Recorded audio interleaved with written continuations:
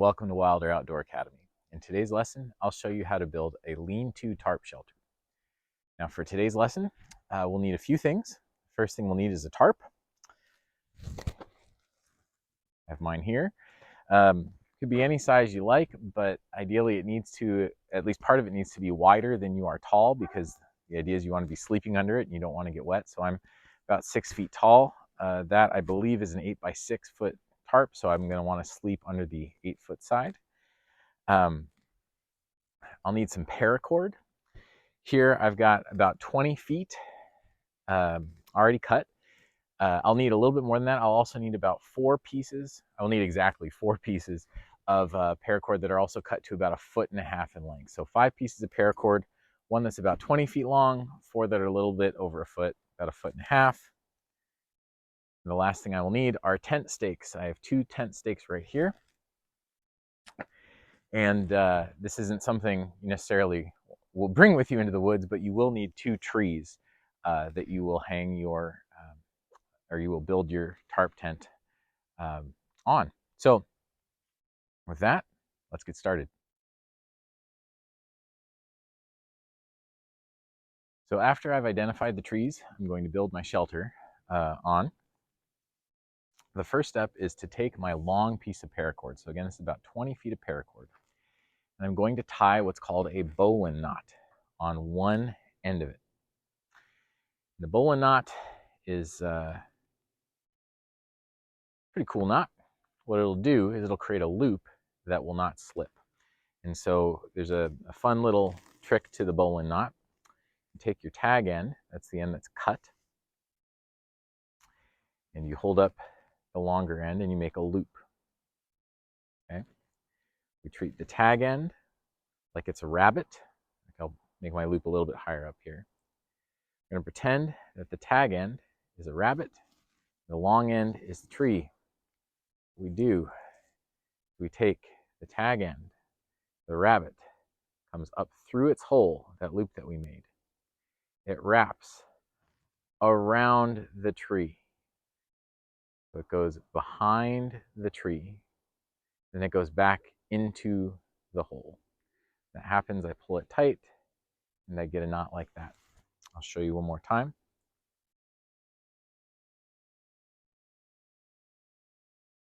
So again, our bowline knot, we have tag end, it's a short end, we've got a long end, we make a loop. It's our bunny hole. Here's our bunny. The bunny goes up through the hole, goes around the back of the tree. It's going to go around this way, comes through here, and then we shove it down into the hole that it came out of. We pull that tight.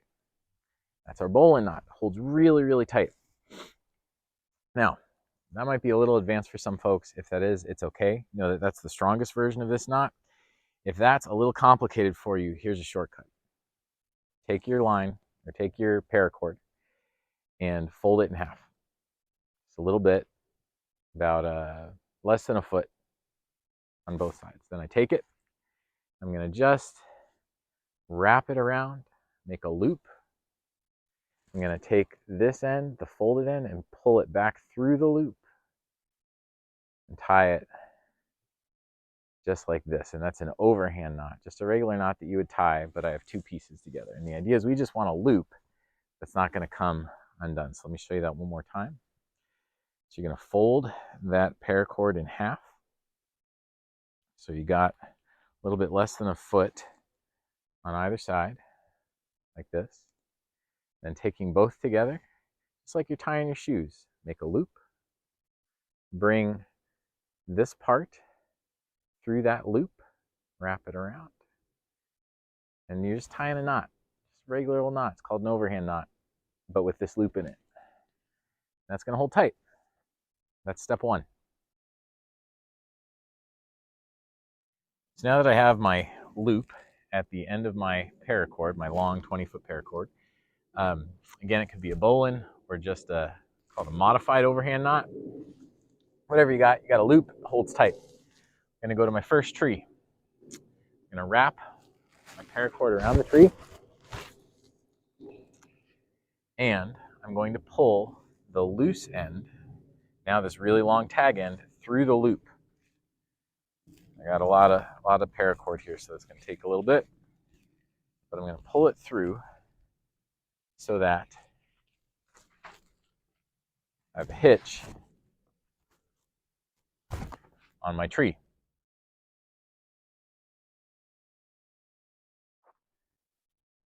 So after I've secured my line to my first tree, I'm going to tie what's called a trucker's hitch to my second tree. And what that's going to do is it's going to pull the line really tight, and it's going to let us put our shelter on top. Now, the first step to tying a trucker's hitch is that I pull my line taut. I guess you don't need to pull it taut for this part, but I want to make sure that I'm about a foot to 2 feet away from my tree. And I start with what's called a slip knot. Now, a slip knot is just a loop where I take the tag end, that's the loose end, the end where there's a cut at the end, and I run it back through the loop I just made. So again, here I make a loop. I pull a little bit through like this, and then I just tighten it. What I have here now is a knot. If I pull it real tight, whoosh, disappears. That's why it's called a slip knot. So again, a loop. I want to pull it tight to make sure it's the right distance. A loop, the tag end comes through, pull it tight. Here we go. Once I have that, I'm going to wrap the tag end around the tree without pulling too tight yet. And once I get to the very end, I'm going towards me, pull the tag end through the loop in my slip knot so that I get this. I'm going to pull it real tight. Real tight. So it's almost like a clothesline. And what I'm going to do is I'm going to pinch all these pieces together. I'm going to wrap this around, and I'm going to pull. I'm going to basically tie a knot by pulling the tag end through the loop I just made. So I wrapped a loop around all the ends together. I'm just tying an overhand knot. It's just a loop over, and then I take the tag end and I stick it through. So I'll show you again where I'm not holding it so much, but I make a loop over. See how I did that? Loop over, I bring it back. I take this tag end and I put it through the loop that I made. We have an overhand knot right there. And actually tying 2 overhand knots makes sure that your structure is really secure and it's not going to sag. So that's that.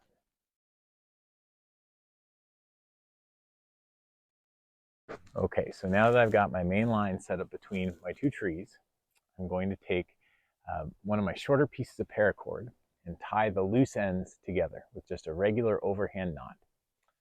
I'm going to get a little loop like this. And what I do with this is I tie what's called my prusik knot. A prusik knot is super cool because it can hold a ton of tension but also move really easily. Let me show you what I mean. So here is my main line. Get down on my knees in the snow. I'm going to take my knotted end and stick it towards the sky in front of the main line. I'm going to take the looped end here and pass it under the knotted end. So see here, there's a little loop. I'm going to take my looped end and push it through. I would normally, if I were just tying a regular hitch, just do it once, but since this is a prusik knot, we're going to do it 3 times. 2, 3. And we pull it real tight. You got to work to get all the tension, all the slack out of your loops, and then spread those 3 loops that you just made on the sides out evenly and pull it real tight. What you'll see is you have a loop now that can go this way and it can go this way. But if I pull it tight like this, it's not moving. Now I've tied 2 of these onto my line, or I've already tied one over there.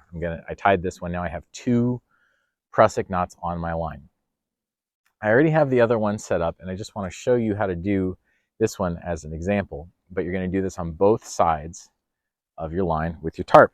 So the one thing you'll need that I didn't say in the beginning of the video is just a tiny stick. You're going to need 2 tiny sticks. What I'm going to do is take the corner eye of my tarp. I'm going to take my prusik knot. I'm going to slip the loop through. And I'm going to put the stick through the loop. What this is going to do is it's going to hold the tarp when I pull it tight to the side. And I'll adjust so you can see here. I'm going to pull it all the way this way. And now it's super, super taut. And because I have a good prusik knot, it's not sliding in. And I can just tighten it by pulling it this way, and the stick holds it tight. We're on to the last step, which is putting the stakes in the ground.